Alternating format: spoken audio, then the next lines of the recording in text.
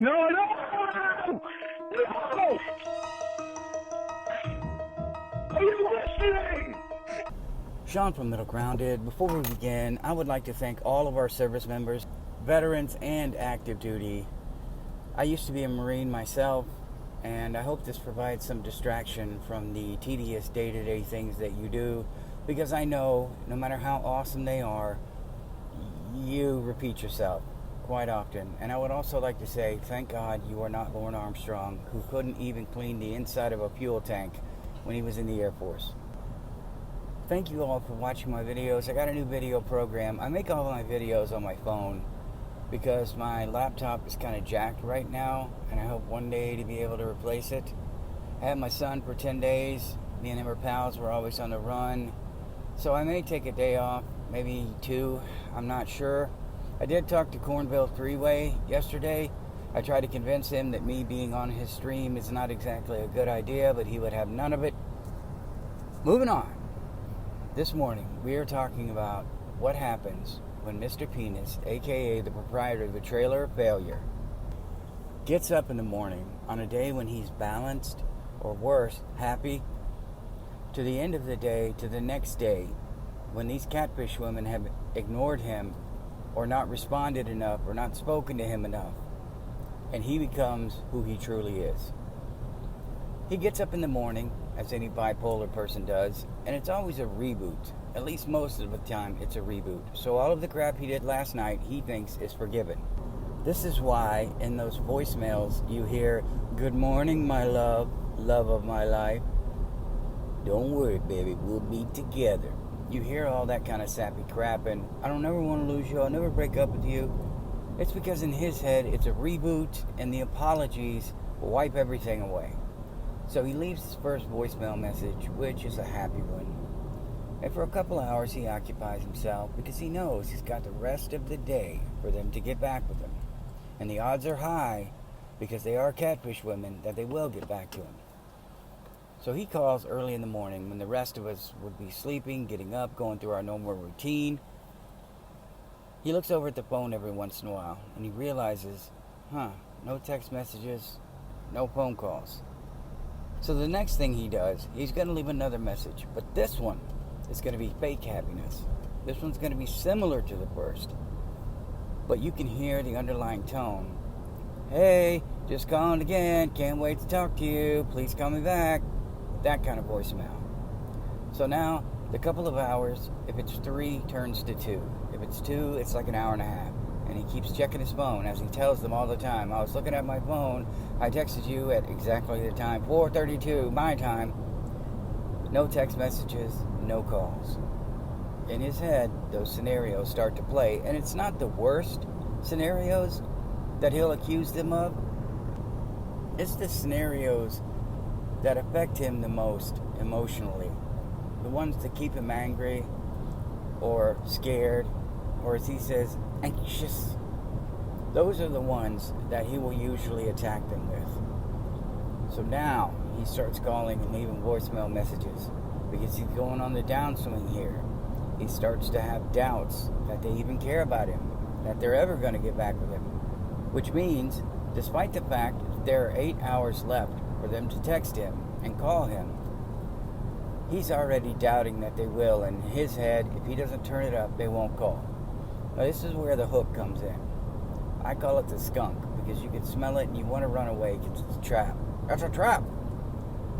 Lorne knew that Debbie would talk to him if he was defeated and pathetic, because she was reading the chat log with him. She was talking about his drunk driving, but to him that was quality time.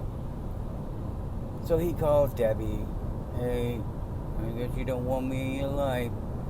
And when that doesn't work with her, he goes to rage. Now Winnie, he was just a rage monster with Winnie and accusing her of everything because he thought that's what got her to call him back. Accusing her of everything under the sun. Whoever it is, in your family, anyone else, they're going to try to manipulate you to get you to call them back so they can unload. It's a trap. Now he's not heard from you for an hour and a half, 2 more hours after that last text message. And this time, he's like, it is what it is. I'm going to get some stuff done. Maybe go to the store, get some Bud Light, go over to Tony and Winnie's. I know Tony's passed away. I'm using it as an example of his past voicemails. Starts drinking. We know bipolar people should not drink. Not in the slightest. Never. Then, he starts the barrage of phone calls because his thoughts are racing. He's drunk. Makes it even worse. If you've never had real racing thoughts, not I can't go to sleep because I'm thinking about things, but there are 900 things going through my head and I can't focus on one, so I get mad and sad at all of them at the same time. Once this starts happening, you get those text messages like he sent Ramona. Now, I will say this about Ramona. I think his anger was turned up because of prison, like I mentioned. I think we saw what lies beneath.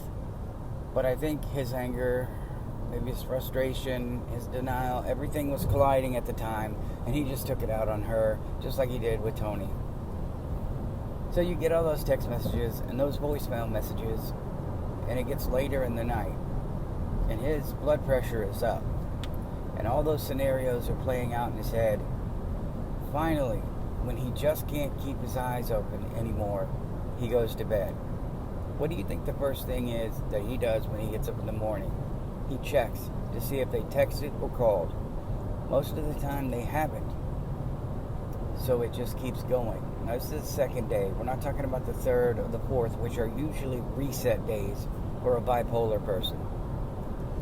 So he starts again. You need to call me as soon as you wake up. What happened last night? You're cheating on me. And after that, eventually, they will call him back. He won't answer them sweetly or gratefully that he's able to talk to him. We know what he's going to do. He's going to freak out. He's going to rage. He's going to be an absolute monster. And that's his fault. He's the one who created that situation. He doesn't understand that people have real lives. He doesn't understand that people have hobbies and other friends. Once he is done drinking at Tony and Wendy's, unless Roy comes over and blah, they have a drunken fight, there is nothing. If I was him, I would pick up a hobby like walking, take the dogs with me.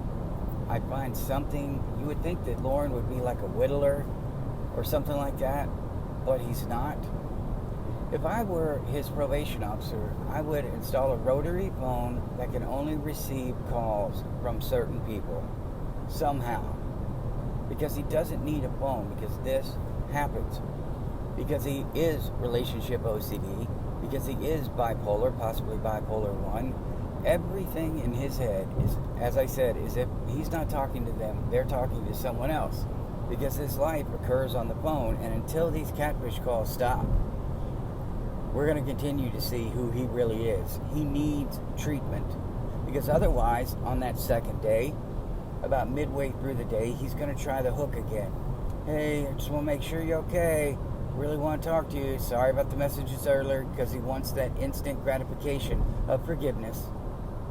He has to have it, because he feels if he does that, okay, they'll forgive all those messages, and I'll just explain it away like I was so confused, my head wasn't right, I was just angry, I'm over it. Just call me back when you want to. But we know it's a trap, and it's not real. So if they don't call back, we go right back to rage. Finally, when rage isn't working, when he's so frustrated and he realizes everything he's done, the situation he's created, and that he was a rage monster, he can't take any of it back. The problem with him is that he doesn't realize the reboot is not him flipping the on-off switch. The reboot is the people he's calling, allowing him another opportunity to be in their life. And that is, in real life, that's not going to happen that often. But he doesn't get it. And I think when he finally gets, oh God, no, a real woman, we know he won't, she will be on the receiving end. My only hope is that if he does ever talk to a woman at church or wherever the best place is for him to hook up, maybe a crackhead, that maybe, just maybe, she's got someone in her family that struggles with the same mental health that he does and can recommend, hey, My brother's struggling with this. I need you to go see this person, but Lorne doesn't have money. I don't know what kind of insurance he has, so I don't know if he could even afford it. Because without insurance, those drugs, with the exception of maybe Lamictal, possibly Wellbutrin, are kind of expensive.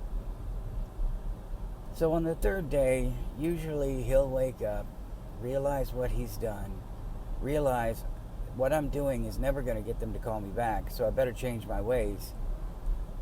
But until then, he does what he does. I experienced some of that on a smaller level. I know what the panic is and the fear of rejection. I know what all of that is, and I know why he leaves those voicemail messages. Thank you guys for listening. I hope that gave some insight. I hope you get some help. I really do. I hope you get some help. If you're doing any of these things, recognize your patterns. Recognize how you try to manipulate people to get what you want. Go seek help. It is worth it. It will improve the quality of your life. It will improve your relationships. I love you guys. Please like, subscribe, and share. I'll see you in the next one.